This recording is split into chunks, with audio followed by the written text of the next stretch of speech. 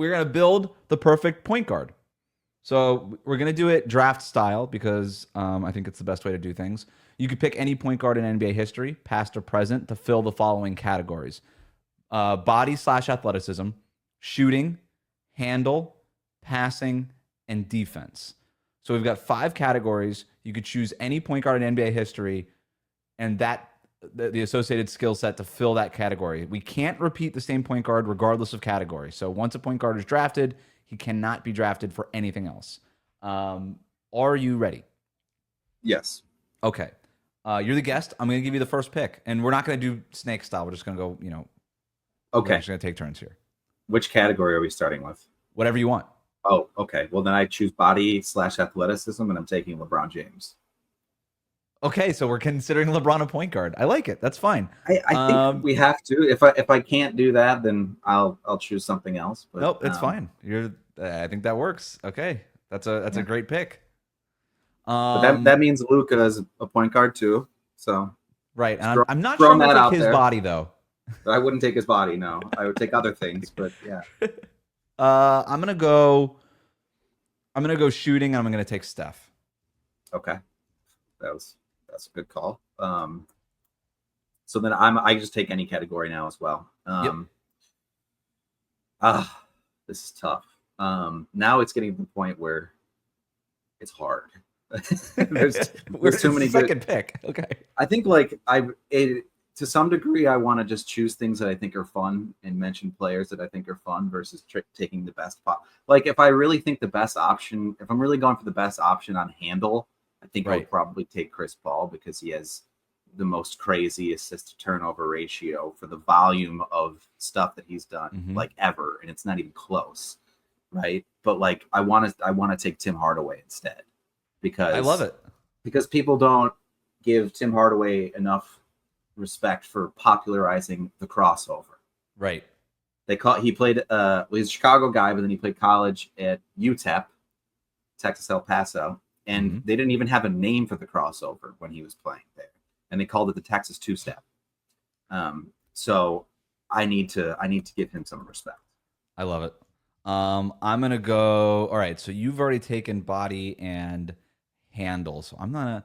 There's a strategy to this, right? Like, okay, well, I'm not gonna take a body or a handle because you already took that.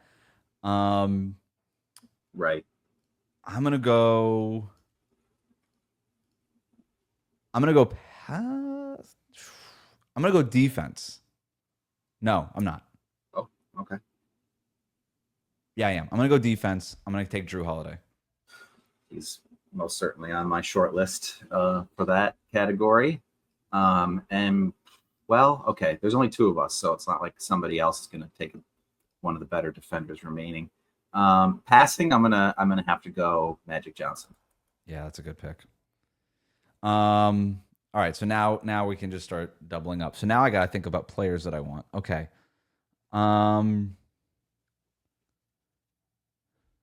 So you took Magic. That would have been a good body to take. See, I think I might have misplayed this. Yeah. All right, give me you know what? I think this would be kind of cool. Give me Westbrook, like prime Westbrook for body athleticism. Yeah. Getting that high flyer. I think that's good. That's very good. Yeah. One of my wild cards for body athleticism in case things went crazy would have been Eric Bledsoe, actually. That's a great pull. Yeah, that's true. He stayed in the league for a long time for that because of that frame. They used to call him Mini LeBron. They did. Shooting, I'm gonna take Mark Price for shooting. That's a great one. Yeah. Can you imagine if Mark Price played today and he was allowed to shoot all the time? That'd be crazy. It would be. All right, give me I still have handle and passing. You still have defense left. All right, passing, I want I'll take Chris Paul in passing. That's great. Assist to turnover. Yeah, I feel like that kind of goes with the IQ and all of that too. Like I just like the way he reads the game, so I want him. I'm gonna take Kyle Lowry for defense. Okay. I was tempted to say Caruso, but Kyle Lowry's just done more. Just had a longer career. I'm gonna copy your handle strategy. I just want somebody fun, right? I could go Yeah. Kyrie, right? And you Oh, just, okay. I could. I'm not gonna do it. Right. Um, Too obvious. it's too obvious. I could go Yeah. Iverson. Yeah. I'm not gonna do it. I want Jason Williams. I'm so glad you said that. White chocolate. Let's go. Him and Rod Strickland were on my short list there. I was thinking about how one of the things I think about a lot these days is with Jason Williams, who I frequently think of. He said they had this interview and they're like, "What was like your favorite team or like memory?" And he was like, and it's not one that most people think of with him, but he was like, "Well, it's when I won a championship. Why would it be anything else?" Like Right. when I played for the Heat, and everybody's like, "Oh yeah, he played for the Heat."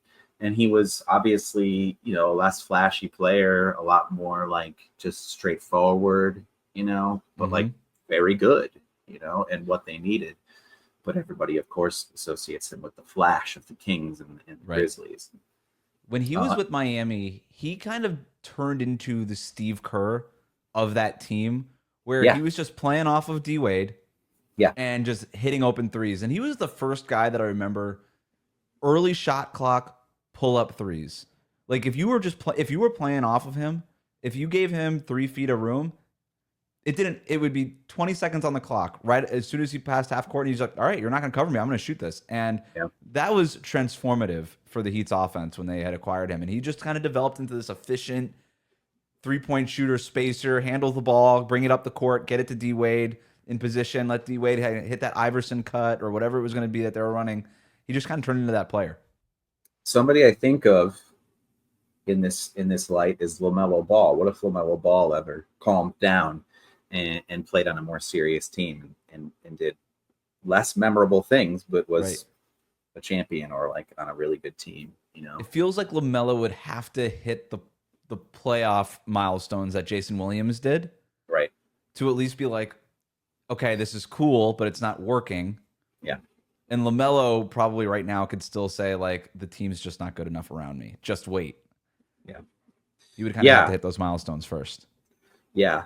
Steve Kerr was an interesting person to bring up to say like he was the Steve Kerr of the Heat. And Jason Williams had that, like you said, he was actually a great shooter, but he also just was never afraid, which is what people who watched the Bulls in the 90s. Right. That was Steve Kerr's, his greatest quality, of course, was shooting, but very close to that was the fact that he was never afraid. And when they were, in the last season, especially, like everybody was afraid. Like that was, even Scottie Pippen was, everybody in Chicago will tell you that Scottie Pippen got afraid sometimes, but like everybody on that team, Kukoc, nobody wanted to be out there. Like, because they knew how big of a deal it was and how many people were watching. So Steve Kerr was logging a lot of minutes because he was not afraid to be out there.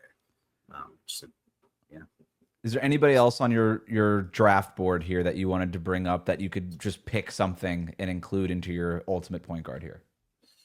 Some guys, another old from that era of the Bulls, I had as a wild card for body / athleticism was Ron Harper, because he was like a big point guard before they were big point guards, except for Magic, of course, who's just like in his own world. But he was like this career shooting guard. And then when Michael came back, they didn't know what to do with him. And he actually just didn't even play really in the 94-95 season, which was Michael's comeback season. And then the next year, Phil Jackson was like, "Oh, we'll just make you a huge point guard since we play the triangle offense and don't really have a point guard anyway."